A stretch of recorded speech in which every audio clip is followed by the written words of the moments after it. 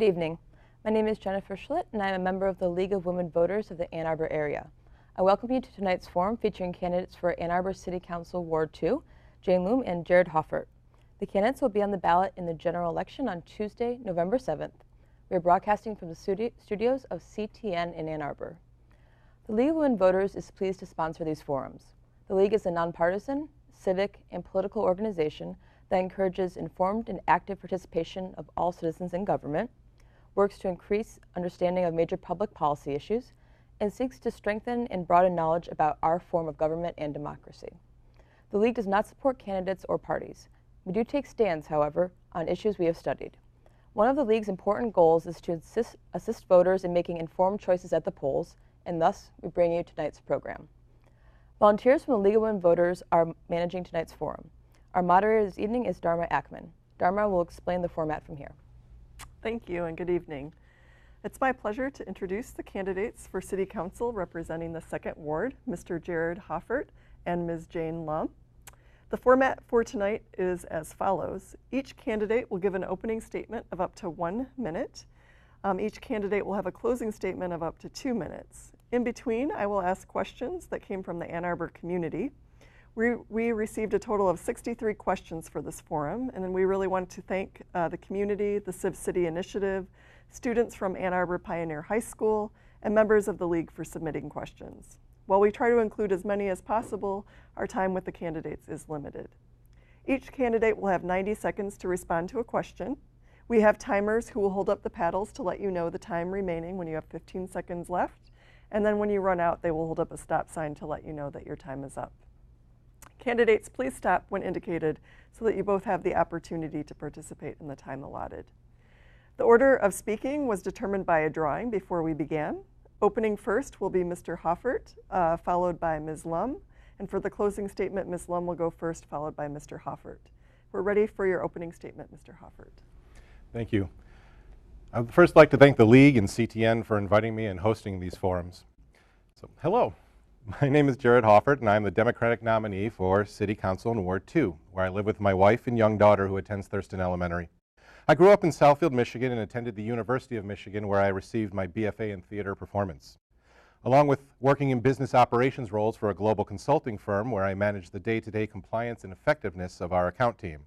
I have also sat on the Board of Managers of the New York Choral Society and more recently the Board of Directors of Ann Arbor Civic Theater, helping ushering these groups through financial and other various challenges. It was while serving on the Civic Board that a neighbor alerted me to the fact that no candidates had filed petitions in Ward 2 and that if the incumbent ran, she would be unopposed in the upcoming election. I felt called to offer the residents of Ward 2 a choice, a positive, progressive voice and set of ideas. While my family and I love living in Ann Arbor, I'm aware that we face certain challenges in our community: pedestrian bicycle safety, maintaining sustainable environment, affordable housing, and cost of city operations. I'm sorry, thank you. Ms. Loom, opening statement. Thank you, Dharma, and thanks to the League for hosting us tonight. It's nice to be back and nice to be with you, Jared. I'd especially like to thank 2nd Ward residents for giving me the opportunity to represent them. It's been an honor. Over the last 6 years, I've worked to keep the promises I made, to insist on fiscal responsibility and ensure your tax dollars were spent efficiently and consistently with your priorities, to focus city spending on infrastructure reinvestment and improving basic services, especially neighborhood safety, and to bring an independent, common sense voice to council and ensure inclusive, rigorous debate. A council member has no more important role than to assist neighborhoods and residents in resolving issues, to listen, help them navigate City Hall, and to advocate for them. I've worked with neighbors to achieve positive outcomes on a wide range of issues and challenges, and if I'm reelected, proactively addressing 2nd Ward issues and concerns will remain my #1 priority. Thanks again to the League, and I look forward to our discussion tonight. The first question goes to you, Mr. Hoffert. What areas of the city budget do you think are underfunded? What strategies would you suggest to provide additional funding to these areas? And what areas should receive less funding? That's a good question. Thank you very much. I believe Council has been passing reasonable budgets and doing the best they can with the resources they have. I would like to see more attention paid to service and cost benchmarks related to peer communities to see if we can find more cost savings. Without raising taxes or implementing an income tax, the only revenue that will help stabilize the city's finances will come from new housing construction. If the community can agree on where new housing is appropriate, it can help address our workforce housing shortage, which will help maintain current service levels, and also investment in areas such as pedestrian protections, water quality, and so forth. Given that, there's not really anywhere we can cut, given what's the revenue shortfall we have at the moment. Thank you. Ms. Lum, same question to you. Thank you. Also, an excellent question. I agree. I would just first clear the air on whether or not I believe that the city has a revenue shortfall challenge. I do not believe that that we do. City revenues are solid now and growing at 2+% a year.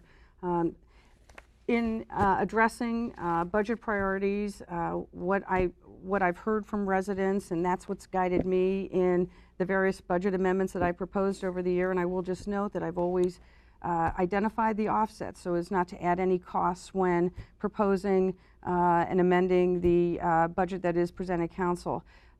Just this year as an example, and I've done this consistently over the years, I've tried to, this has been made a clear priority, again, a community priority to hire additional police officers for enhanced traffic enforcement at schools and in neighborhoods, and again, the costs for that can be offset. It's all a matter of establishing priorities. I've also proposed to defer some hiring this year. The budget, we added a lot of administrative overhead to the tune of about $500,000, and that is simply not sustainable. And yes, our expenses will continue to grow if we, if those are the kinds of budget proposals that we will be presenting. I do think that we always need to keep an eye on, and I'm always asking about benchmarks, looking for best practices. Thank you. Okay. The next question starts with you, Ms. Lum. Okay. Do you favor the city initiating some rezoning of residential areas in order to increase housing density? It sounds like one of the things was the accessory, it's called accessory dwelling unit proposal, and we are increasing density downtown. We've revised the zoning downtown, and I do think that's an appropriate place to I certainly support added density downtown, as long as developments don't overwhelm the surrounding area, and we've had some examples of that. I did not support initiatives like accessory dwelling units because that added density in single-family residential areas, and I think that could put the character of our neighborhoods at risk. ADUs, I believe, and again, why I didn't support it, fundamentally changes the nature of single-family zoning and neighborhoods, and it basically was de facto zoning, going from single-family to duplex. And the other problem with that is that the residents, as that change was made in the language, does not provide for the residents to have any say or recourse. It significantly limits the oversight and ability for neighbor engagement, and that's always, an essential, fundamental part of any decision making for the elected officials to ensure that we are representing, again, the neighbors and the residents' concerns. And also there was an issue with enforcement on that. So no, I did not support increased density in residential neighborhoods. Okay. Same question to you, Mr. Hoffert. Can you repeat the question? Yep, no problem. Do you favor the city initiating some rezoning of residential areas in order to increase housing density? Well, zoning changes is really, I think, a public process. This is something that there's a master plan in place right now that if we want to change the zoning, the public needs to have a say in this as to what they want to see. They can get involved with this, with the master plan, with the zoning changes. In terms of density, it's a matter of where the density can be properly implemented. I know we're looking at a lot of placement of downtown density, but we can also look at some transit-oriented developments down where there's in other areas to create new homes, new affordable housing closer to mass transit, and places that are sorely lacking with that right now. but in terms of residential areas, we do want, each neighborhood likes to keep its specific setups, and I think the voice of the public needs to be heard when it comes to that. Okay, the next question starts with you, Mr. Hoffert. If a citizen-led oversight committee of the Ann Arbor Police Department is recommended by the retained consultants, what do you believe its role should be, and what are its limitations? That's a very good question. I always think it's good that there is that the citizens of a city are keeping involved with what's going on in the city, and particularly our police force. I think we have a very good relationship with our police force, and I love the interactions I've had with them. But I think that they're good to monitor what's going on and provide suggestions to leadership as to deficiencies or that may be observed, and be involved with various discussions on what can be improved in the police force, if so noted. But I also think our police chief is very approachable and very active as well.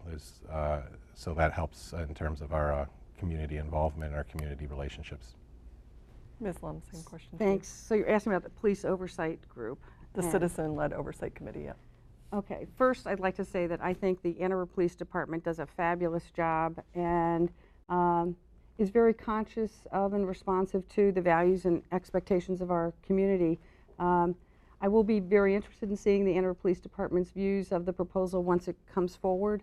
If the Ann Arbor Police Department is comfortable with the proposal, I'll likely support it. The devil is in the details, as with anything. What exactly does oversight mean? And what impact, if any, could it have on the Ann Arbor Police Department's ability to do their jobs? An advisory board is one thing, but a board that can dictate specific actions of the Ann Arbor Police Department is another. So I will need to see what's proposed before ultimately deciding how I would vote. Okay, the next question goes to you, Ms. Lum. Do you favor the city taking on a debt to build a train station, and what form should the debt take? Well, okay, so now we have been presented with a proposal that, you know, these are big numbers, obviously. For a long time in the capital improvements plan and budget, the train station was pegged at a cost. Again, this is just for the capital costs. We have no idea what the operating costs would be.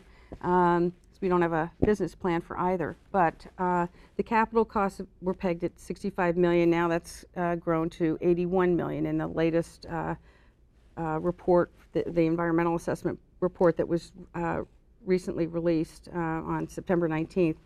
I think you know, our debt load now is not significant, but anytime you borrow money, you know, we're paying debt on a number of things. Obviously, long-term borrowing commitments that we've made. You know, the 30-year Greenbelt is one such commitment, and you know, we have $1 million+ a year in debt retirement for that. So, no, I think, you know, with the train station, before we go down any of these paths, first we need to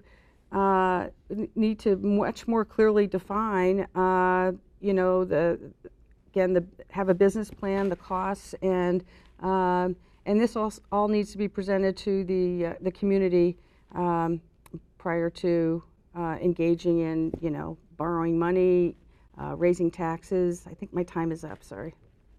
Okay, so the next question goes to you first, Mr. Hoffert. The city administration recently floated the idea of creating a new economic advisory commission. Should the city move ahead with that? I didn't get to answer the train. Oh, I'm so sorry. Sorry. Thank you for letting me know. I'm sorry about that. So I'll repeat the question. Do you favor the city taking on a debt to build a train station, and what form should the debt take? Well, I think there's a general agreement that the city needs a growing job base to stay healthy. The question is, how do we get people here? We cannot widen or build new roads. We've got 70,000 plus people driving in every day and more coming. Housing is not keeping up with demand, so we need some form of transit to get them in and help alleviate traffic problems. Transit usage ebbs and flows over time related to gas prices and other factors, but I believe more trips are inevitable. The RTA millage is looking to come back onto the ballot within the next year or two and is trending to pass. And we need to be ready to be a leader in this area. We cannot wait until the opportunity is no longer available and the feds will take their money and move on. Investment in heavy rail shows good benefits for the community in terms of property value and long-term gains overall.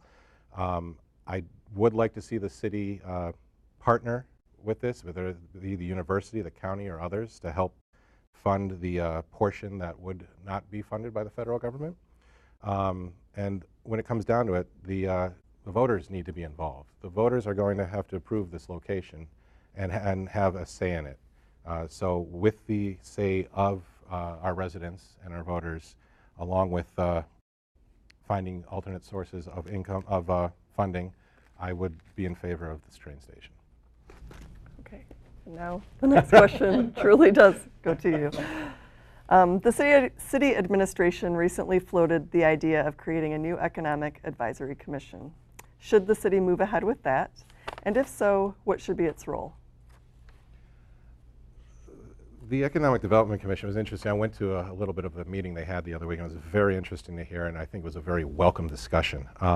It's important to find ways to bring revenue and business and jobs into the city.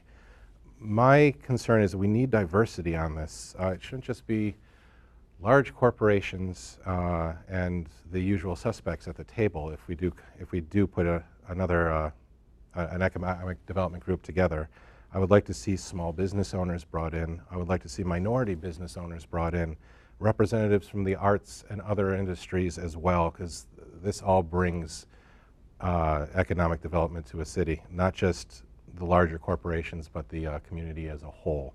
I think the discussion of how to build economic development is a very valuable one, especially when we are looking to help our quality of life maintain and grow, and try and bring in more revenue to match the inadequacy we have with the rise of costs each year as well. Ms. Lum, same question Thank to you. you. Obviously, Ann Arbor is thriving economically, and any dialogue or effort to ensure that continues is a very good thing. Ann Arbor is highly attractive to new businesses and to developers. The demand is quite strong, and that's largely because of the university and our strong quality of life, but it also demonstrates, I believe, that Ann Arbor's approach to economic development has been effective and is working very well. The city has essentially outsourced its economic development activity to Spark and funds that effort significantly through the LDFA at it's $3.5 million a year, of which 3.2 flows to Spark. The DDA also engages in economic development activity, and they are also well funded. They have a TIF capture in excess of $6 million a year. And so because what we've been doing has been so successful, I need to be convinced that changing the economic development structure makes sense and doesn't risk upsetting a formula that's been very effective. It's a bit of a, if it ain't broke, don't fix it. And I'd also need to be convinced that adding more structure and cost, as we're talking about another task force committee, would pass a cost-benefit test. Okay. The next question goes to you first. Okay. Ms. Lum. What funding should the city be allocating for cleaning and maintaining the Huron River and its impoundments? That's interesting. I actually just a few days ago I submitted a question to the city administrator. I think that we need to be doing more in this regard, and we have. I wasn't expecting a question like this here tonight. We have. We, the city, the county, Washington County Water Resources Committee office, the Huron River Watershed Council have over the years produced various reports and recommendations, action plans on managing, how best to manage the Huron River. And right now, frankly, I don't think the river looks that healthy. And I think we need to do more, and the question I submitted about this has to do with one specific thing, and that is dredging the overgrown vegetation. I think a lot of our impoundments look like there's more vegetation than, water flowing in these areas. Same thing with the river. And I also think we have so much, which is wonderful, active use and access to our river now that we've been promoting with the kayaking and the canoe liveries, and people are enjoying that. And I think also to not impede that kind of enjoyment and access, we really do need to focus our some funding and make it a priority to ensure that, in addition to all the other metrics for biodiversity and all those things that, again, organizations like the Huron River Watershed Council and others measure, we should also just look aesthetically at what that might signify in terms of the health of the Huron River. Same question to you, Mr. Hoffert. And what funding should the city be allocating for cleaning and maintaining the Huron River and its impoundments? That's a very interesting question because it's very specific and but definitely worth some discussion, as the Huron River is obviously very important to our city with the amount of activity we have on it and the enjoyment that we have of it, and obviously keeping the ecology and the environment clean, which is a very important piece of my platform. I think we need to work with the Huron River Watershed Council and other organizations to make sure to look at the studies. I would defer to the experts in those levels of what is needed and how soon it's needed. We do need to pay attention to it to make sure that it's clean and that it's always flowing. But I think we also need to prioritize and see what we can't divert funds that are not there. But if there is something that is we cannot put off any longer, that needs to be addressed in conjunction with the Huron River Watershed Council and other governmental organizations, would like to see approach how we could fund cleaning up those parts of the river. Okay, I think we're now ready for the closing statements. And as stated before, Ms. Lum, you're first. You have 2 minutes. So fast. Thank you. In its endorsements of my re-election in 2013 and 2015, the Ann Arbor News said, "Lum's help bring more transparency to council discussions, asking the skeptical questions that others weren't asking in the past. She works hard to keep the city's finances in line, and Lum's shown a strong loyalty to her ward and regularly seeks out answers and solutions for her constituents. If re-elected, I'll remain a strong voice on council for transparency, accountability, and fiscal responsibility in city government, and rigorous, inclusive debate at the council table. I believe city spending should reflect the broader community's priorities and not the priorities of elected officials.